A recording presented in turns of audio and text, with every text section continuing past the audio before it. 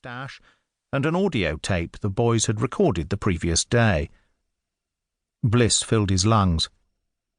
The smell of burning leaves hung heavy in the late autumn air. But beyond it he thought he could detect the promise of a winter encroaching all too quickly. When he exhaled, his breath formed a cloud before his eyes, a stark reminder, if he needed one, that life was better than the alternative.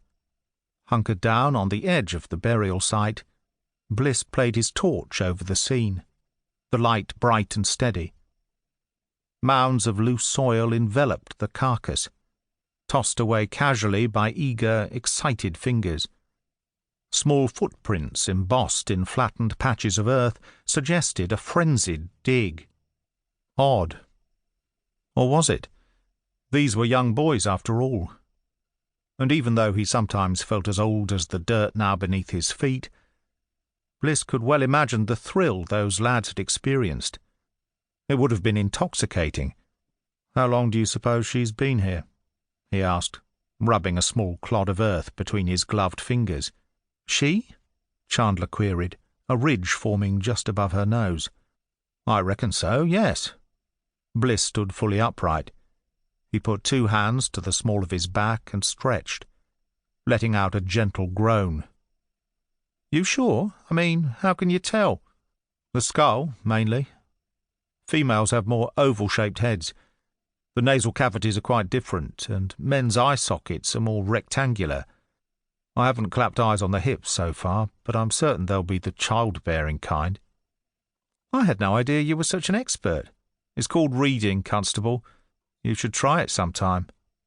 Chandler poked her tongue out at him and blew a soggy raspberry. She leaned forward, head now directly over the tangle of bones. Several strands of hair had escaped the clutches of one of her grips, and now hung like curtains across her face.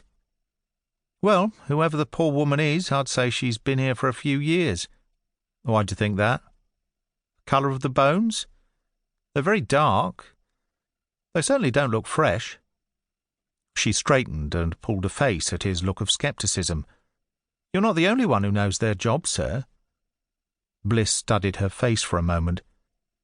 A breeze caught the folds of his overcoat, flapping them around his knees as if they were being pawed at by playful puppies.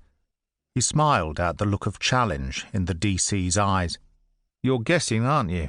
he said. "I might be." A smile touched the corners of her mouth. "I knew it. You know nothing." "I know you. Too bloody well for my own good. But, as it happens, Penny, I have a feeling you could be right. I think this poor woman has been here for some time." They both peered cheerlessly down into the grave one last time, and then Bliss snapped the torch off with a flick of his thumb. The little remaining natural light fringed the area, as if reluctant to trespass upon this place of death. He pulled off his latex gloves, gripping them in a tight fist as he thrust both hands deep into his coat pockets. Already ideas were forming in his mind, arranging themselves in neat blocks. He and Chandler had responded to the call less than half an hour ago, and were still waiting for forensics to arrive from Huntingdon. The scene of crime officers and a doctor had also yet to arrive. A uniformed officer stood about 10 feet or so away. It was he who had responded to the emergency summons. He was from the local NIC, and Bliss didn't know him. A young black officer who had introduced himself as Carl Simmons.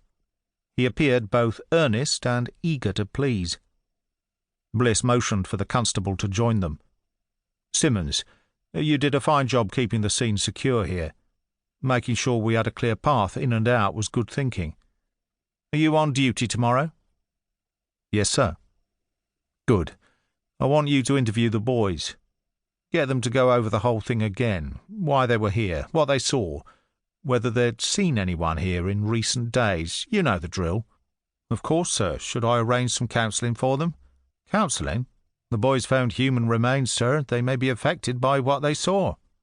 A hint of the Caribbean mixed with the flat vowel sound of the Fenlands gave the policeman's voice a curiously upbeat edge. Bliss sniffed.